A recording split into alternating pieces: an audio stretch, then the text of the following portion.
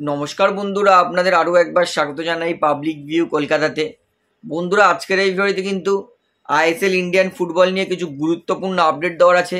যেমন আনোয়ার আলী তার শাস্তি কি কমতে পারে, ইস্টবেঙ্গল, দিল্লি এফসি আর আনোয়ার তারা যে 12.9 কোটি অর্থাৎ 13 কোটির কাছাকাছি ফাইন খেয়েছে সেটা কি কমতে পারে, নিতু সরকার পিএসসির সিদ্ধান্ত নিয়ে কি বলল, তার পাশাপাশি জেমি ম্যাকলারেনের ইনজুরি এবং প্রীতম কোটাল নিয়েও আপডেট দেওয়ার আছে। তাই বলতে পারি ভিডিওটা কিন্তু গুরুত্বপূর্ণ, অবশ্যই শেষ পর্যন্ত দেখবেন। এবং যারা চ্যানেল নতুন আছেন সকলকে একটা অনুরোধ করে রাখবো, যেহেতু এখানে আপনারা খেলার সমস্ত রকম আপডেটস পেয়ে যাবেন, তাই অবশ্যই পাবলিক ভিউ কলকাতা চ্যানেলটিকে সাবস্ক্রাইব করে বেল আইকন প্রেস করে অল করে রাখবেন। তাহলে বন্ধুরা, সবার প্রথমে আপনাদেরকে নিতু সরকার তিনি কি বলেছে ইস্টবেঙ্গলের ওপর স্যাংশন এবং ট্রান্সফার উইন্ডো ব্যান লাগার পরে। নিতু সরকার প্রথমত তাকে যখন জিজ্ঞেস করা হয় যে এআইএফএফ এর পিএসসি তারা যে 12.9 কোটি টাকা ফাইন দিয়েছে সেই নিয়ে তাকে জিজ্ঞেস করে, নিতু সরকার তিনি পরিষ্কার বলেন পিএসসি ফাইন ধার্য করতে পারে না, অর্থাৎ পিএসসি জরিমানা ধার্য করতে পারে না, সেই অধিকার হয়তো পিএসসির নেই। 12.9 কোটি টাকা ফাইন লেগেছে। তিনি আরও বলছেন যে ইস্টবেঙ্গল অবশ্যই এইটা নিয়ে চ্যালেঞ্জ করবে, তবে ইস্টবেঙ্গল কোনো কিছু তাড়াহুড়ো করে করবে না, সময় নিয়ে ধৈর্য ধরে সমস্ত কিছু করবে। অর্থাৎ নীতি সরকারের বক্তব্য হচ্ছে পিএসসি ফাইন ধার্য করতে পারে না, এইটা নাকি পিএসসির কাছে রাইট নেই। তবে আমি বলবো এআইএফএফ এর পিএসসি 2 মাস কেসটা দেখার পরে তারপরে সিদ্ধান্ত দিয়েছে, অবশ্যই কিছু না কিছু ভেবেচিন্তে দিয়েছে। তাই নীতি সরকার হয়তো বলতে পারে, ঠিক হলেও হতে পারে, কিন্তু এটা যদি অফিসিয়াল হয় 12.9 কোটি তাহলে কিন্তু ইস্টবেঙ্গলকে হতেই হবে। তবে যদি ইস্টবেঙ্গল চ্যালেঞ্জ করে এআইএফএফ ডিসিপ্লিনারি কমিটি এবং সিএএস তার কাছে, তারপরে যদি ফাইন কমে সেটা হলেও হতে পারে। অত বলছে আনোয়ার আলীর 1 বছর কি শাস্তি হতে পারে, এরকম কোনো কিছু আছে? আমি বলে রাখি না, আনোয়ার আলীর 4 মাস শাস্তি আছে। যদি মোহনবাগানকে টাকা দিতে দেরি হয় সেক্ষেত্রে মোহনবাগান 6 মাস টানতে পারে। তবে আমার মনে হয় না 6 মাস যাবে, 4 মাসেই আনোয়ার আলীর শাস্তির পিরিয়ড শেষ হয়ে যাবে। অর্থাৎ যারা আমাকে জিজ্ঞেস করছিলেন যে আনোয়ারের 1 বছর শাস্তি হতে পারে কিনা, তাদের উদ্দেশ্যে বলবো যে না, 4 মাসই আনোয়ার শাস্তি পাবে। অর্থাৎ জানুয়ারি 2025 এর মিড অথবা ফেব্রুয়ারি স্টার্ট থেকে কিন্তু আনোয়ার আলী আবার ইস্টবেঙ্গল দলের হয়ে খেলতে পারবে। এমনটা কিন্তু নীতু সরকার তিনিও কিন্তু পরিষ্কার করে দিয়েছেন। তিনি বলেছেন আনোয়ার আলী কয়েকটা দিন ব্যান, তারপরে আনোয়ার আলী ইস্টবেঙ্গলেরই হয়ে খেলবে, মোহনবাগানের নয়। অর্থাৎ যেটা আমি আগেও বলেছিলাম যে ইস্টবেঙ্গলের কিন্তু একদিক থেকে দেখলে কিছুটা লাভ হয়েছে, কারণ মাত্র 4 মাস ব্যান, 4 মাস বাদ দিয়ে দিলে 4.5 বছর কিন্তু আনোয়ার আলী ইস্টবেঙ্গল দলের হয়ে খেলতে পারবে। অর্থাৎ আমি আগেও বলেছিলাম যে কিছুদিন কষ্ট করলে অবশ্যই ইস্টবেঙ্গল দল কিন্তু আনোয়ার আলীকে পেয়ে যাবে। তবে ইস্টবেঙ্গল দলের জন্য সবথেকে বড় ক্ষতি সেটা হচ্ছে 2টো transfer window ban. East Bengal management তারা আপ্রাণ চেষ্টা করবে এবং নীতু সরকার বলে দিয়েছে যে তার লয়ার এই দিকটা দেখবে যে কিভাবে ইস্টবেঙ্গলের শাস্তি কমানো যায়। এবং অবশ্যই ইস্টবেঙ্গল তারা চেষ্টা করবে 2টো ট্রান্সফার উইন্ডো ব্যান কমিয়ে যাতে একটা ট্রান্সফার উইন্ডো ব্যান করা যায়।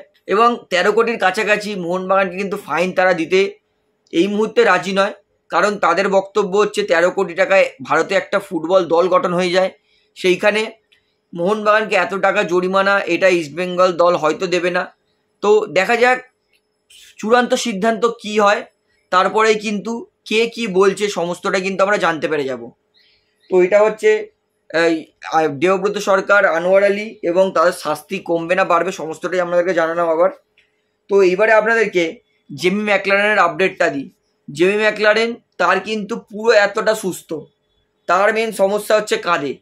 জেমি ম্যাকলারেন তিনি 8 ঘন্টা প্র্যাকটিসের পরেই কিন্তু তিনি বসে যাচ্ছেন, প্র্যাকটিস করছেন না, এবং পরিষ্কার আমরা দেখতে পাচ্ছি প্র্যাকটিসের মাঝেই একটা কালো ব্যাগ, আইস প্যাকের ব্যাগ জেমি ম্যাকলারেনের এখানে লাগিয়ে দেওয়া হচ্ছে। অর্থাৎ পরিষ্কার যে জেমি ম্যাকলারেন তিনি কিন্তু পুরোপুরি ফিট নয়, তার কাঁধের ইনজুরি আছে। অলরেডি জেমি ম্যাকলারেন তিনি কিন্তু এর আগে ডুরান্ড কাপ খেলতে পারলেন ইনজুরি নিয়ে, এবং যা অবস্থা দেখছি আমার মনে হয় না জেমি ম্যাকলারেন মুম্বাই সিটি এফসির বিরুদ্ধে খেলতে পারবে, কারণ জেমি ম্যাকলারেন 8 ঘন্টা প্র্যাকটিস করে আর প্র্যাকটিস করতে পারছে না। দল নিজেদের মধ্যে 2টো ভাগে ভাগ হয়ে ম্যাচ খেলছে, প্র্যাকটিস ম্যাচ, কিন্তু জেমি ম্যাকলারেন খেলছে না। তিনি সাইডে বসে বসে দেখছেন, সাইডে দাঁড়িয়ে দাঁড়িয়ে দেখছেন। অবশ্যই জেমির মনে একটা দুঃখ আছে যে সমস্ত দল প্র্যাকটিস করছে, সমস্ত দল খেলছে, আমি কেন খেলতে পারছি না, এর একটা দুঃখ অবশ্যই আছে। তবে আমি বলবো জেমি ম্যাকলারেন ইনজুরি নিয়েই কিন্তু এসেছিলেন, মোহনবাগান দলে সই করেছেন, এবং সেই ইনজুরিটা কতদিন ক্যারি ফরওয়ার্ড হয় এবারে দেখার সমস্ত বিষয় আছে। ঠিক আছে, আইএসএল এর প্রথম ম্যাচ খেলতে পারবে না, কোনো ক্ষতি নেই, কিন্তু এসিএল মোহনবাগানের আছে 17 তারিখ ম্যাচ। সেই ম্যাচের আগে কিন্তু জেমি ম্যাকলারেনকে সুস্থ হতেই হবে, কারণ আইএসএল এর একটা ম্যাচ তাও ঠিক আছে, কিন্তু এসিএল এমন একটা টুর্নামেন্ট যেখানে একটা ম্যাচ খারাপ খেললে কিন্তু মোহনবাগানের পুরো এসিএল টুর্নামেন্টটাই খারাপ হয়ে যেতে পারে। তাই Jamie McLaren as soon as possible তার কিন্তু ইনজুরি ঠিক করে তাকে মোহনবাগান মাঠে নামানো দরকার, কারণ অলরেডি মোহনবাগান টুর্নামেন্ট স্টার্ট করে দিয়েছে, 1.5 মাস হতে যায়। জেমি ম্যাকলারেন কিন্তু এখনও দেখতেও পায়নি, সাবস্টিটিউট বেঞ্চও দেখতে পায়নি, কতদিন টানে এবার সেটা সময় বলবে। তো আই হোপ জেমি ম্যাকলারেন, এবং আই প্রে যে জেমি ম্যাকলারেন তাড়াতাড়ি সুস্থ হয়ে যাবে এবং মোহনবাগানের জন্য যত তাড়াতাড়ি সার্ভিস দিতে পারবে তত তাড়াতাড়ি ভালো, কারণ পরিষ্কার জেমি ম্যাকলারেনের কিন্তু অভাব দেখা যাচ্ছে। আমরা প্রথম ম্যাচটাই আইএসএল টানলেও আমার মনে হয় এএফসি চ্যাম্পিয়ন্স লিগে অবশ্যই জেমি ম্যাকলারেনকে ফিট করার চেষ্টা করবে, এবং যেইভাবে জেমি ম্যাকলারেন আধ ঘন্টা 1 ঘন্টার বেশি প্র্যাকটিস করতে পারছে না, আমার মনে হয় না এসিএল এর প্রথম ম্যাচটাও জেমি ম্যাকলারেন খেলতে পারবে। কারণ অনেস্টলি বলতে গেলে যদি জেমি ম্যাকলারেন ফিট থাকতো আমি আপনাদেরকে বলে দিতাম, কারণ জেমি ম্যাকলারেন তিনি জানিয়েছিলেন যে তিনি আইএসএল খেলার জন্য, মানে আইএসএল এর প্রথম ম্যাচ থেকে খেলার জন্য অ্যাভেলেবেল থাকবে, সেটা আমি আপনাদেরকে জানিয়েছিলাম। তবে বর্তমানে যে পরিস্থিতি দাঁড়াচ্ছে আমার মনে হয় না জেমি ম্যাকলারেন আইএসএল এর প্রথম ম্যাচ খেলতে পারবে, এটা তো পুরো কনফার্ম। এসিএল এর প্রথম ম্যাচটা খেলতে পারবে কিনা এবার সেটা দেখার বিষয় আছে। তো বন্ধুরা এইবারে আপনাদেরকে লাস্ট আপডেট দিয়েছে প্রীতম কোটালকে নিয়ে।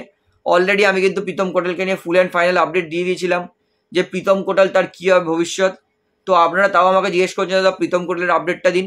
প্রীতম কোটালের আপডেট কিন্তু পরিষ্কার, প্রীতম কোটাল তিনি কেরালা ব্লাস্টার দলেই থাকবেন, এবং প্রীতম কোটাল তিনি কিন্তু কেরালা ব্লাস্টারের সঙ্গে প্র্যাকটিস করছেন, কেরালার সঙ্গে কিন্তু প্র্যাকটিস ম্যাচ খেলছেন, কেরালার সঙ্গে ডুরান্ড কাপও খেলেছেন। অর্থাৎ আর আইএসএল শুরু হতে মাত্র বাকি 3 দিন, আজকে দিনটা চলে গেল আর মাত্র বাকি 2 দিন। তো আমার মনে হয় না এই 2 দিনের মধ্যে এই মুহূর্তে প্রীতম কোটাল দল বদল করবে বা মোহনবাগান কোনোভাবে প্রীতম কোটালকে নেবে, বা মোহনবাগানের দল থেকে কোনো প্লেয়ার ছাড়বে, এই মুহূর্তে আর সেটা সম্ভব নয়। অর্থাৎ প্রীতম কোটাল সিজন শুরুতে কিন্তু কেরালা ব্লাস্টারেই খেলবে, যদি মোহনবাগানের লাগে একান্তই দরকার হয় তাহলে কিন্তু সেটা উইন্টার ট্রান্সফার উইন্ডোতে হতে পারে, যেটা জানুয়ারিতে খুলবে। সেই ট্রান্সফার উইন্ডো যদি মোহনবাগানের মনে হয় যে হ্যাঁ একটা রাইট সেন্টার ব্যাক লাগবে, সেক্ষেত্রে কিন্তু প্রীতম কোটালের জন্য ঝাঁপাতে পারে মোহনবাগান। তাছাড়া আমার মনে হয় না যে এই মুহূর্তে প্রীতম কোটালকে মোহনবাগান নিতে পারবে, অথবা মোহনবাগান নেওয়ার জন্য সেরকম ইন্টারেস্টেড বা টাকা খরচ করতে রাজি আছে। তাই প্রীতম কোটালের আপডেটটা এই মুহূর্তে একটাই, সেটা হচ্ছে প্রীতম কেরালাতেই থাকবে, এই মুহূর্তে মোহনবাগানে আসবে না, এবং যদি আসে সেটা জানুয়ারি ট্রান্সফার উইন্ডো, যেটা জানুয়ারি 2025-এ খোলে, সেটাতে কিন্তু আমরা দেখতে পারবো। তো বন্ধুরা আজকের এই ভিডিওতে এতটাই বলার ছিল, আশা করি সমস্তটা আপনারা বুঝতে পেরেছেন। তো ভিডিওটা এখানে শেষ করছি, আশা করি ভালো লাগলো। তো ভিডিওটি ভালো লাগলে অবশ্যই লাইক করুন, কমেন্ট করুন, শেয়ার করুন, এবং বন্ধুরা চ্যানেলটি তার নতুন সবাইকে অনুরোধ করবো তারা অবশ্যই পাবলিক ভিউ কলকাতা এই চ্যানেলটিকে সাবস্ক্রাইব করে বেল আইকন প্রেস করে অল করে রাখবেন। ধন্যবাদ।